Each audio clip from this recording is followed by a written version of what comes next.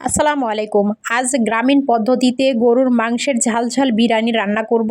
আশা করি সাথেই থাকবেন। আর আমার চ্যানেলটা যারা এখনও লাইক আর সাবস্ক্রাইব করেননি তারা অবশ্যই একটা সাবস্ক্রাইব করে পাশে থাকবেন।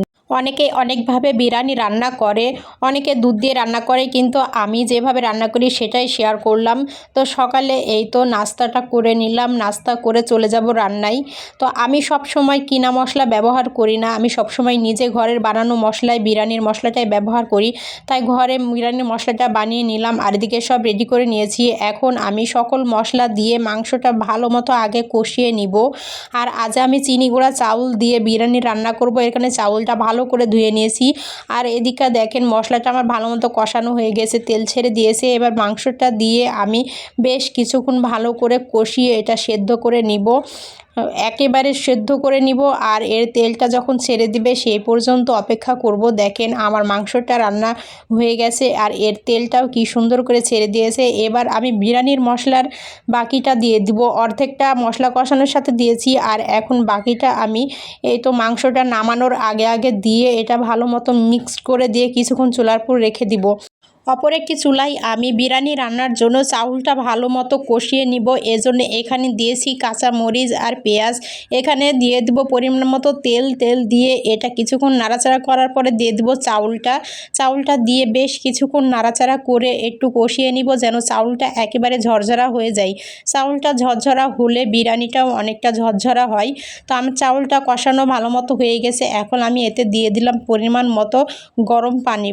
অবশ্যই আপনারা এখানে গরম পানি অ্যাড করবেন, কখনো ঠান্ডা পানি অ্যাড করবেন না।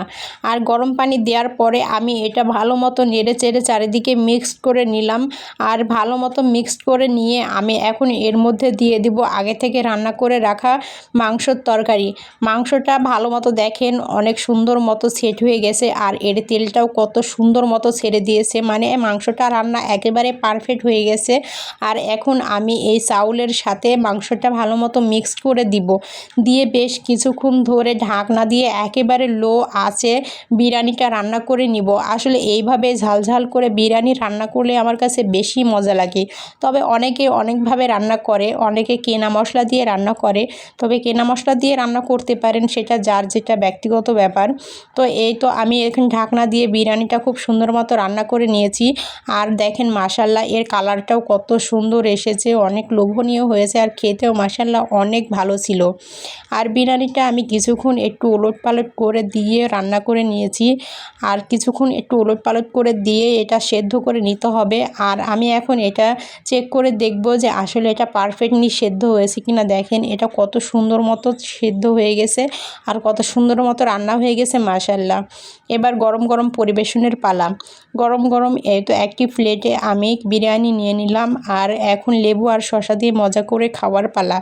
তো আমার ভিডিওটা যদি ভালো লেগে থাকে তাহলে অবশ্যই একটা লাইক আর একটা কমেন্ট করে চ্যানেলটা সাবস্ক্রাইব করে অবশ্যই পাশে থাকবেন। আর আপনাদের সুন্দর কমেন্ট আমাকে আরও উৎসাহ দিবে। আপনারা পাশে থাকলে অনেক দূর এগিয়ে যাব ইনশাল্লাহ। সকলকে অসংখ্য ধন্যবাদ।